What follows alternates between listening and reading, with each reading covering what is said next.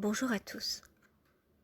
La société actuelle, contemporaine, moderne, et les événements derniers, suite à l'arrivée d'un virus, du confinement et de tout un tas de mesures qui ont été prises et qui nous font vivre d'une manière, dans l'incertitude constante et dans la peur, dans ce climat assez particulier, est propice à développer tout un tas d'autres phénomènes que l'on ne connaissait pas jusque-là, ou à en faire multiplier les effets.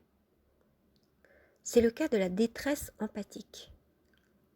La détresse empathique, c'est un phénomène qui vous arrive, que vous ressentez lorsque vous vous sentez impuissant devant la détresse d'autrui.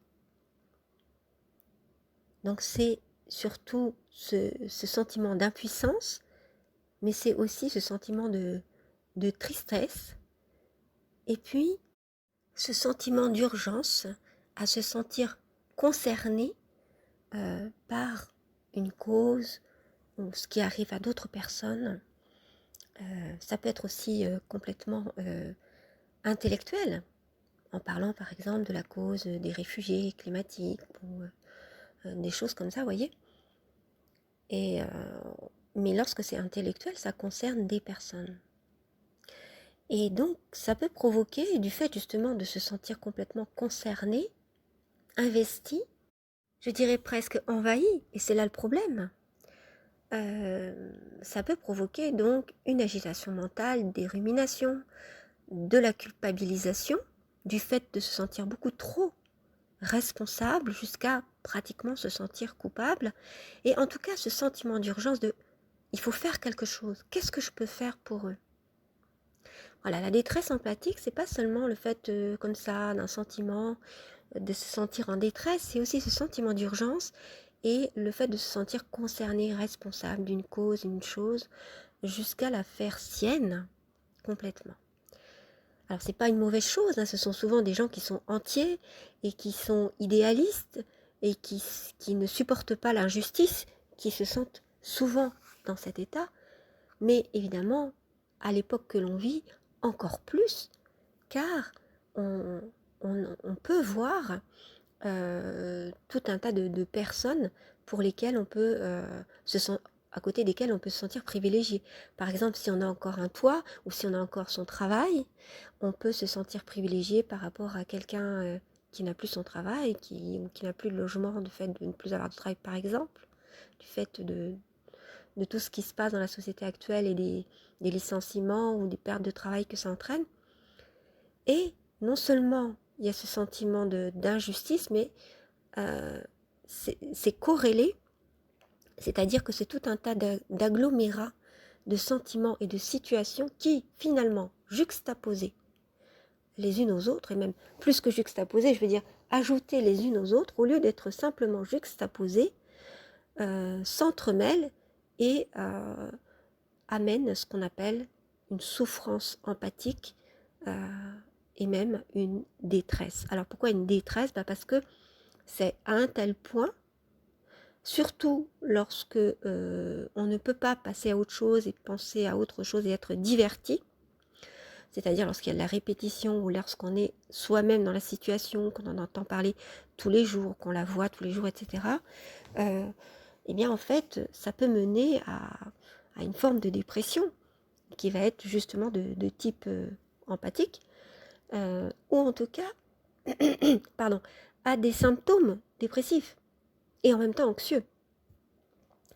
Donc c'est pas du tout à négliger, et je pense qu'il faut se protéger contre cette détresse empathique. Alors souvent ce qu'il y a, c'est que les personnes qui sont dans ce cas, alors je suis dans ce cas étant effectivement très empathe, mais c'est certainement votre cas aussi, peut-être, si vous écoutez, si vous avez été intéressé par le titre de l'émission, c'est qu'en fait on se dit mais c'est bien d'être comme je suis, parce que je suis empathe, et finalement je suis tellement empathe que je me sens concernée et que ça me bouleverse à ce point.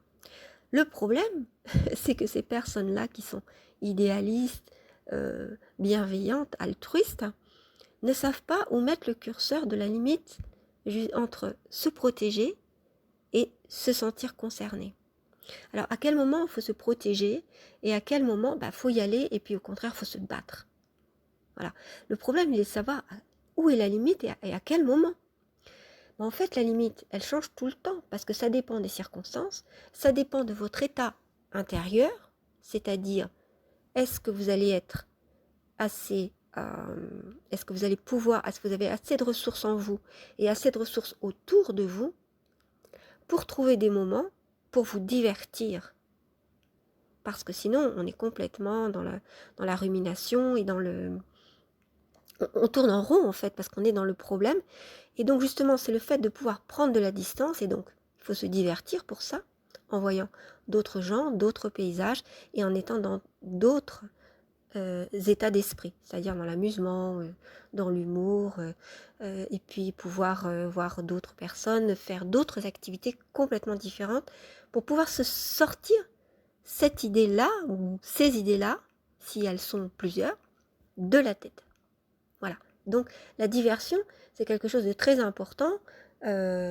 Apprendre à se divertir, à s'amuser, à se changer les idées, c'est très important, surtout quand on est déprimé, par exemple. Donc la détresse empathique, elle peut faire le nid de la dépression ou de la petite déprime. Donc absolument, prendre du temps pour soi. Alors prendre du temps pour soi, souvent on en parle tellement, on dit prenez soin de vous, prenez du temps pour vous. Ça veut dire quoi? Ça veut dire du temps pour rien faire. Rien faire permet de faire stop. Voilà, plus d'activité. Et plus d'activité, ça veut dire aussi plus d'activité avec les écrans, ça veut dire plus d'activité mentale. En tout cas, oui, plus d'activité mentale pendant un certain temps. Et surtout pas sur le sujet qui nous occupe évidemment. C'est un peu comme si vous ouvriez une fenêtre. C'est un peu comme un matin de printemps. C'est un peu comme changer d'air et aller à la plage. Voilà, c'est vraiment ça. Couper avec tout ça un certain temps. Alors on peut se dire, surtout pour les personnes par exemple qui gardent des gens malades, des personnes mourantes ou des enfants malades, en fait ils ont l'impression qu'ils ne peuvent jamais prendre de repos pour eux-mêmes parce que s'ils prennent du repos, peut-être l'autre va mourir à ce moment-là. Peut-être l'autre n'aura pas pris son médicament, etc. Donc ça crée une sorte de, comment dire, d'urgence constante, d'état de permanent d'hypervigilance, voilà c'est le mot que je cherchais, et donc on est vigilant tout le temps, c'est-à-dire pas le temps de dormir, on dort mais que d'un œil, etc. C'est le cas lorsqu'on a un enfant malade, c'est le cas pour tout un tas de raisons. Et donc, il faut sortir de cette hypervigilance et se laisser le droit et le temps, sans culpabiliser, de pouvoir souffler. C'est ce qu'on appelle souffler. Mais souffler, ça veut dire ça. Ça veut dire ne pas prendre des nouvelles tous les quarts d'heure de la personne. Ça veut dire ça. Ça veut dire pouvoir le faire. Alors, il est vrai que dans certaines circonstances, on ne peut pas. Mais il faut pouvoir prendre le temps. Se divertir, changer d'air. Première chose. Se divertir, changer d'air permet aussi de relativiser. Et ça, c'est une chose que l'on peut faire même quand on n'est pas en train de se divertir. Relativiser, c'est-à-dire prendre de la hauteur, prendre de la distance et se dire, bon, moi je ne suis pas tout puissant. Je ne vais pas pouvoir sauver l'autre, voyez. Sortir de ce rôle de sauveur. Parce que, qu'on le veuille ou non, chasser le naturel, elle revient au galop. Donc si on est quelqu'un qui aime aider les autres, eh bien on est souvent dans ce rôle de sauveur. On ne peut pas aider tout le monde tout le temps. Il faut d'abord s'aider soi-même. Et justement, la problématique, justement, le problème quand on est dans cette détresse empathique, c'est de savoir à quel moment on va y laisser notre peau. Voilà, à quel moment on peut y laisser notre santé, notre peau, notre esprit, notre état mental, etc. Oui, ce qu'on appelle maintenant, là, entre guillemets, la santé mentale. C'est-à-dire le fait d'être bien et de se sentir bien. Ne pas être en dépression, pas être en anxiété, ne pas développer des maladies mentales. Donc voilà, à quel moment, voilà. Et souvent, tout seul, on ne peut pas le savoir. On ne peut pas savoir où est la limite. Surtout quand on a peu d'expérience dans sa vie, donc quand on est jeune et qu'on a peu d'expérience de tout ça, justement. On ne sait pas jusqu'où on peut aller, trop loin, en fait, c'est ça. Et puis, il y a aussi Troisièmement, et ça c'est pour les plus intellectuels d'entre nous, c'est mais où est la limite entre je dois me battre parce que là c'est le moment, et quand est-ce le moment de là il faut se battre parce que la cause en vaut la peine, donc je n'ai pas le temps de dormir, je n'ai pas le temps de manger, je n'ai pas le temps de discuter avec toi parce que il faut que je me batte pour cette cause. Et à quel moment on doit se dire non là, attention, je suis dans une détresse empathique et je dois plutôt prendre du temps pour moi, ou alors ça n'est pas le moment de se battre tout de suite. Tant qu'on est dans cette détresse empathique et quand on est dans l'urgence, dans la précipitation, dans une hypervigilance, donc dans une constante vigilance, où on ne se laisse pas le temps pour rêver, pour jouer, pour se reposer, pour ne rien faire, pour prendre du temps en amoureux avec un conjoint, une conjointe, discuter avec ses amis de tout et de rien, rigoler pour rien, voyez, faire ce genre de choses, lire, bon, voilà, s'évader, peindre, faire des activités artistiques, etc. Si on ne prend pas ce temps-là, on n'a jamais le temps de prendre de la distance avec le problème qui nous occupe. Parce qu'en discutant avec d'autres, par exemple, souvent, on peut discuter de ce problème qui nous préoccupe, mais l'autre va nous le montrer avec un autre angle.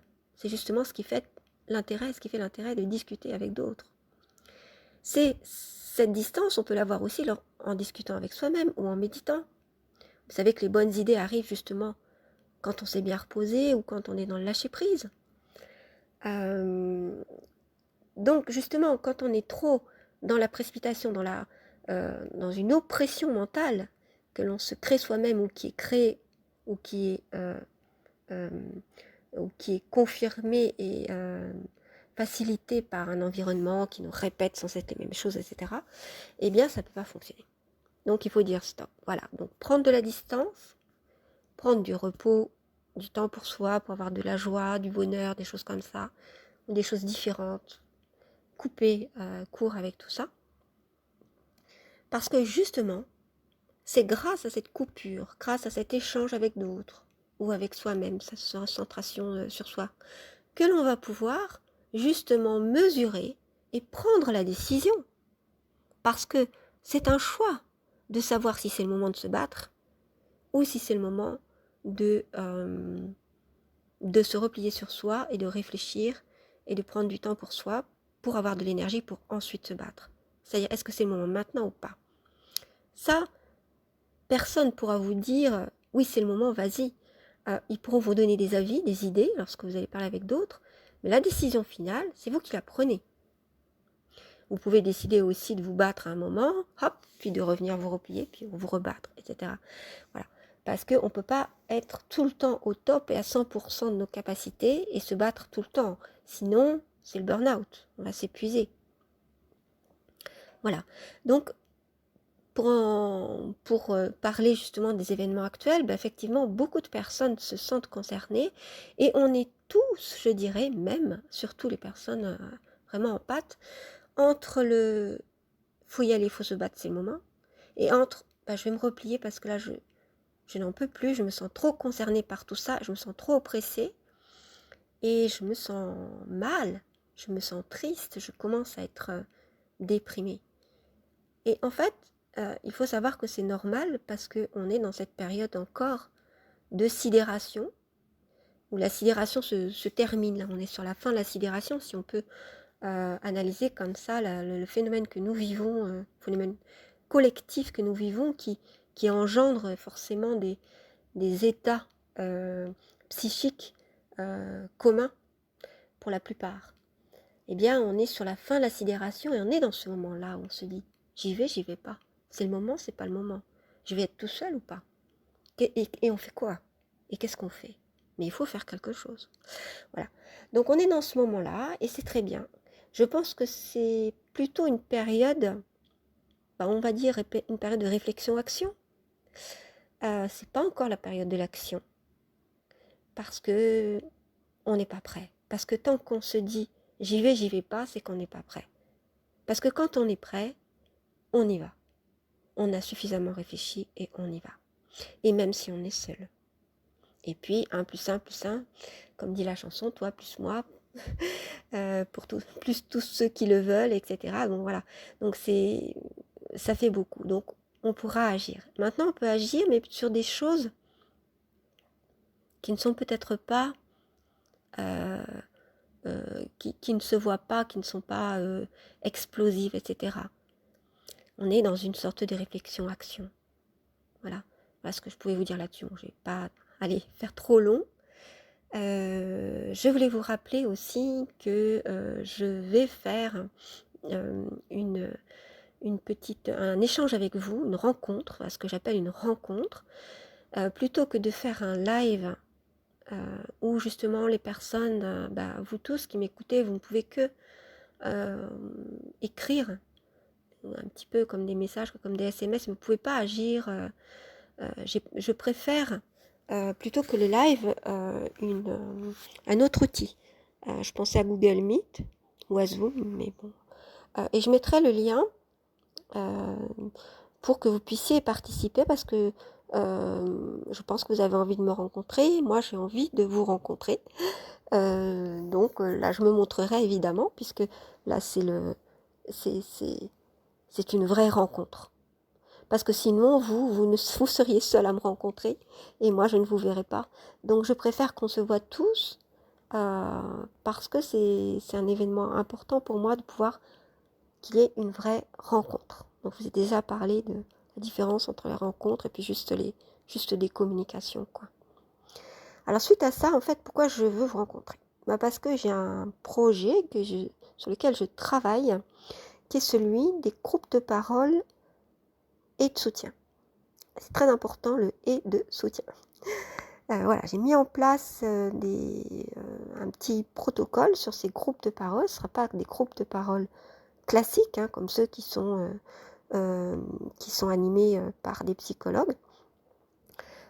Mais en fait, ce sont des groupes de parole à thème et qui seront dirigés d'une manière à ce que chacun puisse évoluer et sortir de cette rumination, du fait de tourner en rond, parce que c'est ce que j'ai observé en tout cas depuis que cette chaîne existe, c'est que les personnes qui sont victimes de perversion narcissique ou de relations toxiques tournent en rond parce qu'il n'y a pas de solutions qui leur sont proposées dans la société, pas de solutions en tout cas qui leur permettent de réellement sortir de là et s'épanouir. Il y a des solutions, mais il y a des solutions qui leur permettent tout simplement de continuer de tourner en rond. Voilà ma grande découverte. Alors évidemment, je m'appuie pour dire ça sur toutes les lectures que j'ai pu avoir, sur mon expérience, sur mes travaux de recherche en sociologie et en anthropologie sur la question, notamment sur la violence au travail, mais aussi sur les violences familiales, etc. Et donc j'ai beaucoup de choses à vous transmettre et je pense que c'est important que je puisse me mettre au service de cette cause et pour enfin aider les personnes qui, à leur tour, pourront elles-mêmes aider. Voilà, je pense que c'est une réaction en chaîne, que c'est un peu comme les dominos, et donc il ne faut pas tant de temps que ça pour se remettre. Évidemment, on ne s'en remet jamais vraiment, mais on peut vraiment s'en sortir et on peut s'épanouir et avoir une autre vie. Il y a une autre vie après les relations toxiques, mais il faut savoir différencier. Il y a tout un tas de choses à savoir, évidemment. Et moi, ce que je veux, et c'est ce pourquoi j'avais créé la chaîne il y a 2 ans et demi maintenant, je pense. Oui, c'est ça. Bientôt 3 ans. Je ne sais plus exactement. Et oui, c'est ça, bientôt 3 ans, puisque c'était mai 2018. Donc, il y a tout un tas de connaissances qui ne sont pas mises au service des autres. Et moi, ce que je voulais, c'est, si j'ai créé cette chaîne, c'est parce que justement, tout ce que je savais n'était pas dit sur les autres chaînes. Tout ce qui pouvait aider d'autres, c'était pas, voilà, moi je sais, vous ne savez pas, c'est pas ça. C'était pour, au contraire, transmettre et pouvoir faire avancer le schmilblick, comme on dit, quoi. Et voilà pourquoi j'ai créé la chaîne. En fait, ça s'est fait du jour au lendemain sur les conseils d'Angélique, que certains connaissent, de la chaîne Vestview, qui est extrêmement pertinente, intéressante, chaleureuse. je ne taris pas d'éloges devant cette personne qui m'a dit un jour, enfin qui m'a écrit, mais bah, créez votre chaîne parce que là, il y a des choses à dire. Alors, ça serait dommage que les autres ne puissent pas en bénéficier. Donc finalement, je me suis dit, allons-y.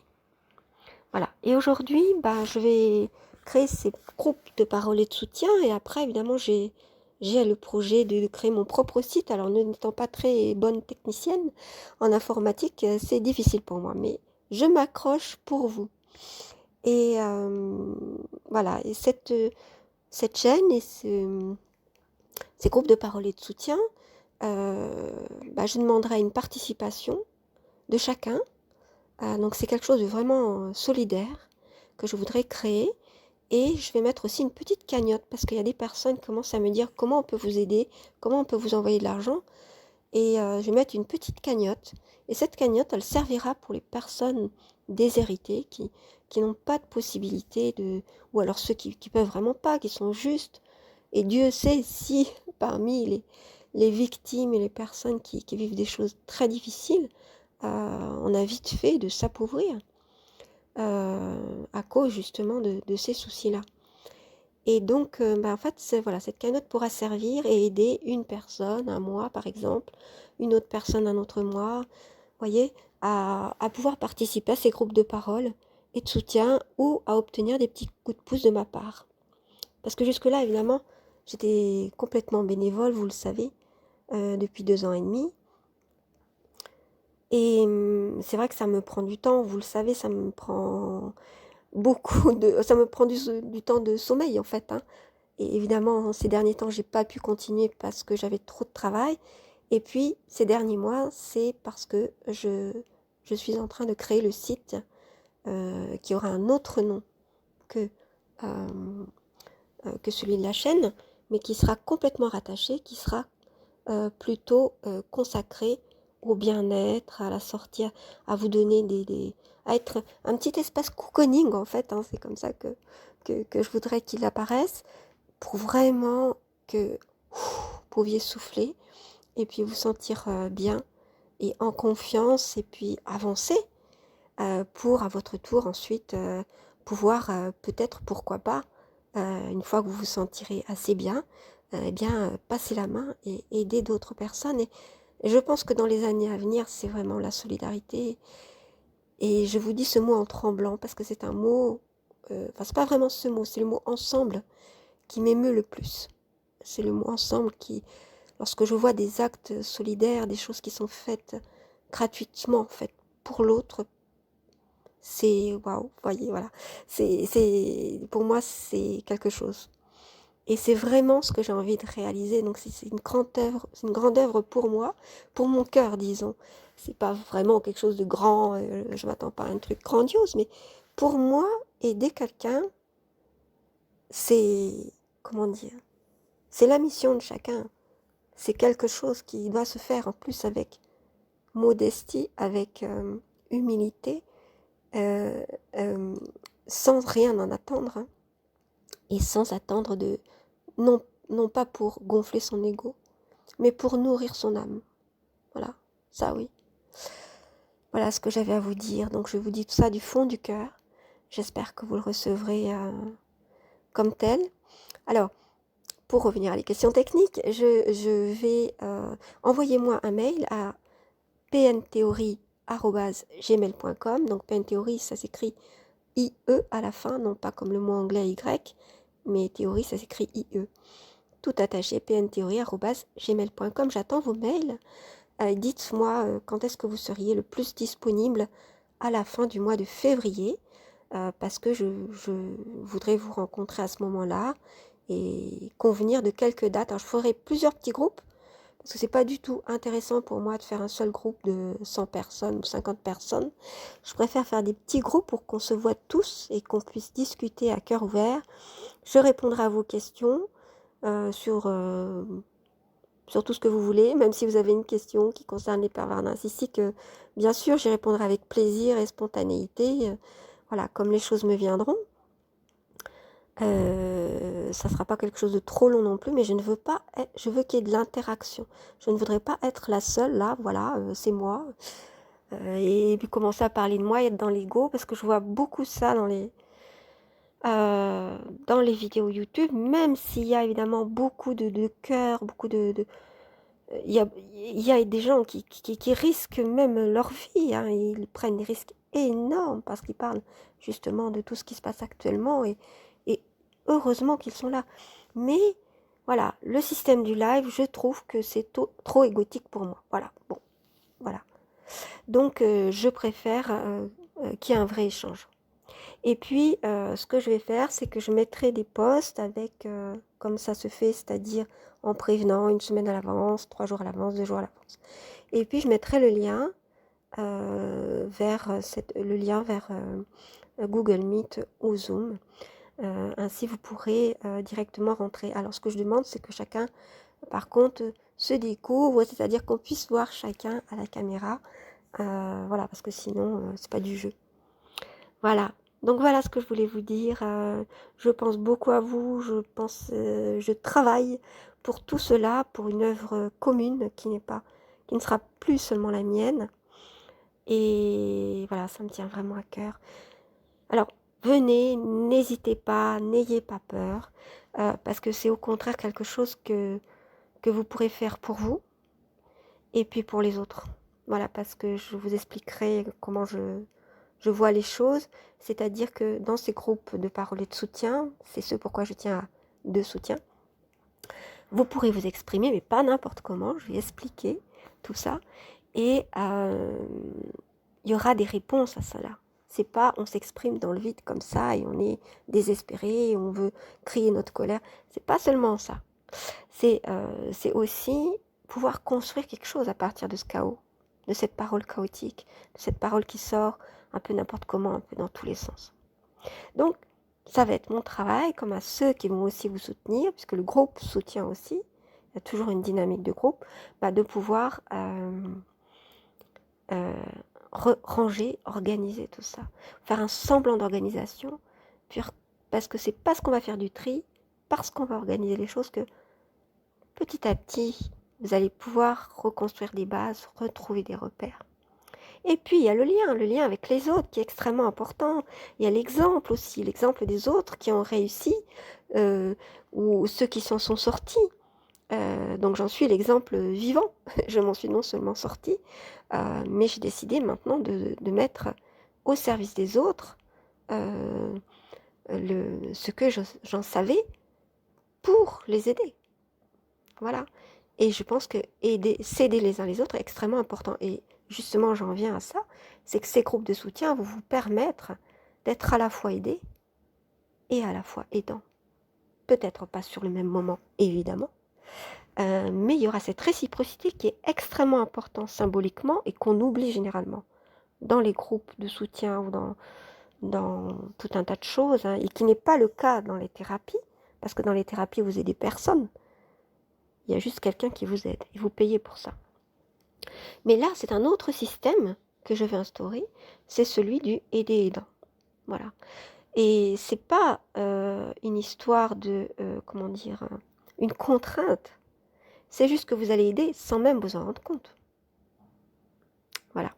Donc voilà, si vous êtes intéressé, si finalement tout ça, ça vous attire, vous avez envie d'en savoir plus, n'hésitez pas, écrivez-moi, ou en tout cas, mettez des j'aime, s'il vous plaît, sur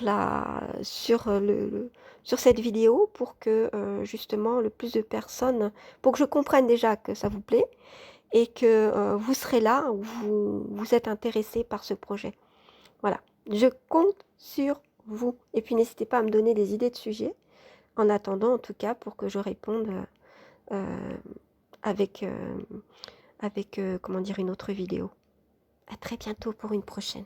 Prenez soin de vous.